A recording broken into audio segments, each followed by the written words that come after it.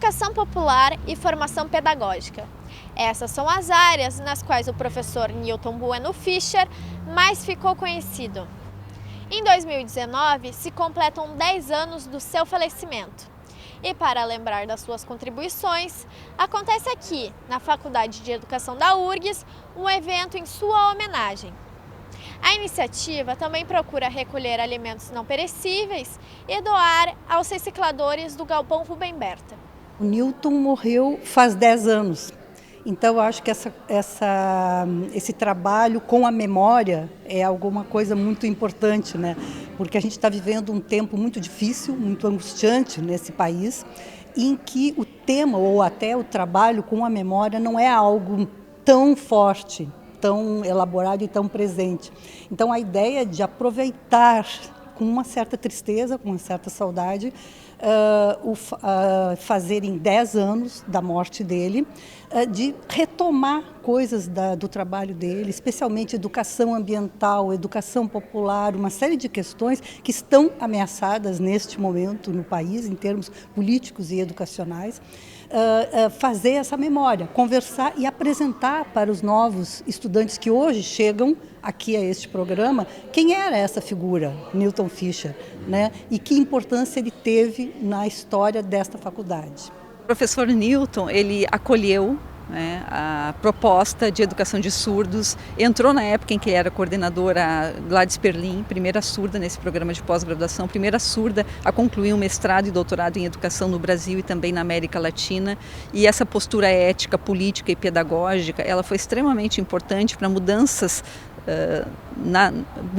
enfim, né, educacionais no contexto brasileiro. E o Newton acolheu efetivamente, trabalhou com e providenciou, né? Esse foi um grande passo, né? Porque hoje nós temos desde 2016 uma resolução que trata, né, das políticas afirmativas no programa de pós-graduação em educação, mas lá em 97 já havia uma postura, já havia um acolhimento, né? Uma prática que era uma prática de inclusão. Então, nossa gratidão. Um professor que se distinguia pela a sua competência, sua comunicação, sua criatividade, com certeza ele marcou a história aqui, orientou muitos no mestrado e no doutorado. Então, um grande professor, não é por nada que a gente está vendo uma plateia grande para vir em homenagem a ele. O legado mais assim forte, eu penso, é o que tem a ver com a educação popular. O Newton fez uma releitura, um novo trabalho sobre o grande pensador Paulo Freire. Ele trouxe o Paulo Freire para as questões mais mínimas, mais tocantes deste país, que tem a ver com pessoas mais pobres, com jovens, com recicladores de lixo.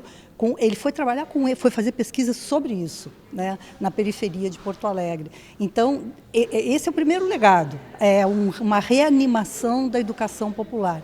Ao mesmo tempo, nos ajudou muito a pensar questões de pesquisa, uma pesquisa mais viva, mais quente, mais a ver com o pé no chão, né? E ao mesmo tempo teorizando. O Newton fez pós-doutorado 2 vezes nos Estados Unidos, viajou, tem um alcance, como eu disse, internacional, mas ele estava preocupado com a esquina na rua, com o buraco na rua, com o reciclador que faz o quê nessa sociedade, que educação tem para ele, que condições tem para ele. Então, esse é um dos legados mais importantes dele. O Galpão de Reciclagem Rubem Berta foi um lugar que ele teve muito presente, em que ele trabalhou a pesquisa dele na raiz, assim, né? Então, por exemplo, esse galpão de reciclagem, ele tinha uma casinha de madeira ao lado e que eles fizeram ser uma sala de aula, uma biblioteca, projetos que as pessoas conseguissem crescer como cidadãos, assim, né? Então eles tinham também toda a organização de eleições internas para a diretoria do galpão, intermediada com pesquisadores aqui da URGS, porque para ele interessava essa troca de saberes, assim, né? Então, ajudar as pessoas a terem a sua autonomia, né? A diretoria do Galpão vai decidir as coisas, como que decide? Todo mundo vota, enfim. O Newton foi coordenador do programa de pós-graduação aqui da Faculdade de Educação durante 2 ou 3 gestões, e nos anos 90, né, até quase chegar ao 2000. Então, o Newton, não só por ter sido o coordenador aqui do programa, ele amava esse lugar aqui e tinha uma grande paixão por tudo que tem a ver com a coisa pública, com o que é público, né?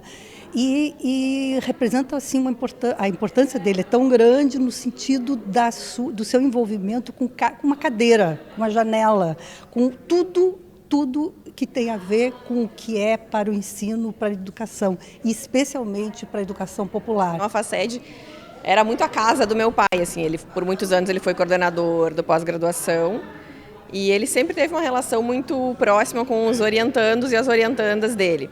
Então, ele estava aqui o tempo inteiro e ele adorava estar aqui. E ele construiu muito do que é o pós-graduação hoje. Eu acho que ele sempre foi um coordenador assim que prezava pela participação de todos, assim, né? Então e com os orientandos, assim, depois eu fui fazer mestrado na minha área e fiquei pensando, nossa, não é normal o que ele fazia, porque para mim eu achava que sempre era assim. Por exemplo, ele reunia sempre os orientandos e as orientandas uma vez por semana, todos juntos, para conversar cada um da sua pesquisa, assim. Isso é uma coisa que eu acho que enriquece muito, que o meu pai tinha essa coisa da partilha.